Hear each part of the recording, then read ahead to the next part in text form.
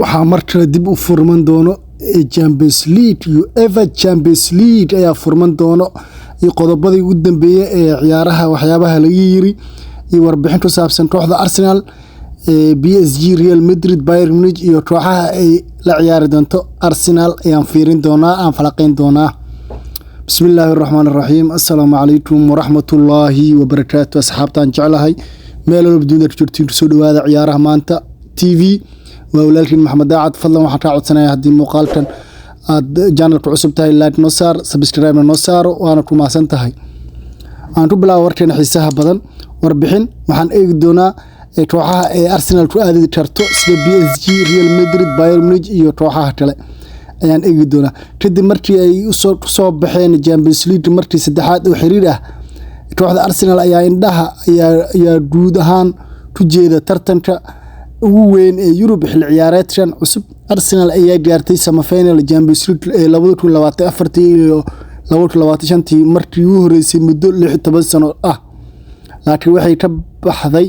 tartanka kadib markii guuldaro ay kala kulmeen kooxda ku guuleysatay Champions League ee Paris Saint-Germain xil ciyaareedka soo socda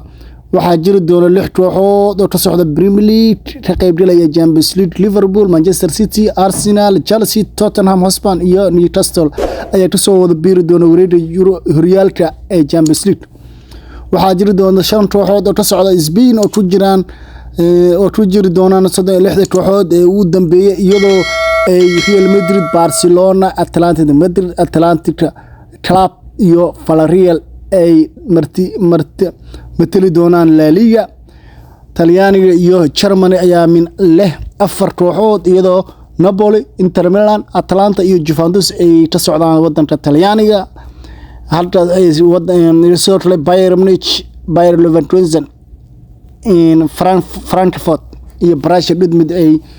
ka soo qulquleen Bundesliga waxaa kaloo sidoo kale jiri doonta 3 kooxood oo ka socda Faransiiska Paris Saint-Germain oo difaacanaysa horyaalka Yurub oo ku biiraya Monaco iyo Marseille labada kooxood ee ka socda Holland iyo sidoo kale waxaa ka socon doonaan meelaha kala banaan waxaa buuxiyay kooxda Sporting Lisbon Union Saint-Gilloise Galatasaray Olympiacos iyo Slavia Prague kuwaas oo dhammaantood ku guuleystay horyaalkooda guulaha Arsenal lama ciyaari doonto kooxaha ka socda England sidaas darteed la ciyaari doonin sida la ciyaari dooneen Liverpool Manchester City Chelsea Newcastle ama Tottenham dhammaantood lama ciyaari doonto maadaama isku wadan yihiin Arsenal waxay la ciyaari doontaa laba kooxood oo kamid ah Paris Saint-Germain Real Madrid Bayern Munich Inter Milan Borussia Dortmund iyo Barcelona kuwaasoo ku jira dhariga koowaad ama boot 1 oo helinayo kooxaha Premier League sidoo kale waxaa loo kala qaadi doonaa 4 dhari ayaa loo kala qaadi doonaa Champions League sida caadiyan oo la sameyn jiray 4 dhari marka kooxahan hadaan soo sheegay uu waaweyn ee Arsenal waxay ka ciyaari doontaa 4 meelood oo min laba meeqa waa 8 marka 4 dhari labada kooxood waaweyn marka waxaan leeyahay doon sidii sanadkii hore 2024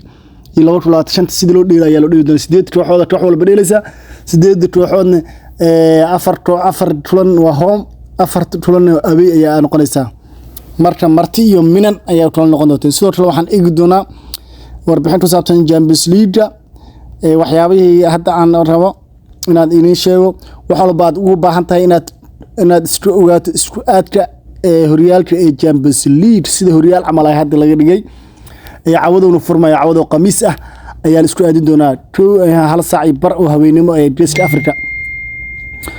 indhaha taageerayaasha kubadda cagta Yurub ayaa ku jihaysan Imaaraadka Monaco ee Faransiiska habeenkii Khamiista halkaasoo lagu qaban doono isku aadka wareegga horyaalka ee tartanka Champions League ee xil ciyaareedka 2025 ilaa iyo 2026 iyadoo ay ka qayb galayaan 36 kooxood ururka kubadda cagta Yurub ee la soo dhaaway UEFA wuxuu sii wadayaa hirgelinta nidaamka cusub ee tartanka taasoo markii ugu horeysay la hirgeliyay xil ciyaareedkii hore ee 2024 ilaa 2025 iyadoo la baabiyay nidaamkii hore ee guruubyada iyadoo lagu bedelay wareegga balaaran ee ay ku ciyaarayaan koox walba 8 kulan sida nidaamka kooxaha 36 ah ayaa lagu qaybgelinayaa 4 waji iyadoo loo eegayo qiimeyntooda Yurub kadibna waxay loo qaybin doonaa iyadoo loo marayo qodobka si loo go'aamiyo kulamada waxaa la qorsheeyay in isku aadka la sameeyo 7 fiidnimo waqtiga Soomaaliya ama Geeska Afrika waxaana koox walba ogaan doontaa kulamada ay ciyaari doonto iyo kooxaha ay la ciyaari doonto 8 kooxood ee ugu sareeya horyaalka ayaa si toos ah ugu gudbay doono wareegga 16 Champions League halka kooxaha kalena kaalanta 9 ilaa 24 ay mari doonaan kulamo isreebreeb ah waa sidii caadiyan sanadkii hore ayaa la sameyn doonaa waa 36 kooxood marka 8 kooxood u horeyso Trus ay iska xaadanaysaa 16 ay iska xaadanaysaa halka lambarka 9 ilaa iyo 24 oo ah 16 kooxood ay kana waxay ay doonaan isreebreeb 16 kooxood feeraha iska soo jukeen doono marka ninkii oo reeya ayaa reerku harada maqli jirtay saasay noqon doontaa marka 8 kooxood harayso 8 kooxood soo baxayso 8 kooxood soo baxdan waxay ku ay doontaa 8 kooxood si suugaysay ayaa haddana feeraha isku gelnaya sidaas ayaa marka ninkii sii baday 8 afarta finalka sidaas ay Champions League ku gabadhoona marka insha Allah hadii inta soo gaarto muuqaalka waxaan ka codsanayaa like no saar subscribe saaro noona sheegay muuqaalka walaaloona mahadsantiin soo kale waxaan eegi doonaa wararkii ugu dambeeyay suuqa la iibsiga ciyaartooyda iyo xaaladda Isaac iyo Fernando ku dhow Manchester Chelsea ku dhow iyo sidoo kale Newcastle ayadana soo qaadanaysa waryahanka Wolves strikerhooda ay soo qaadanaysa iyadana Newcastle loo soo diiday lacag 55 milyan ay mis saartay muuqaalka kale ayaan ku xigi doonaa waa Tumastin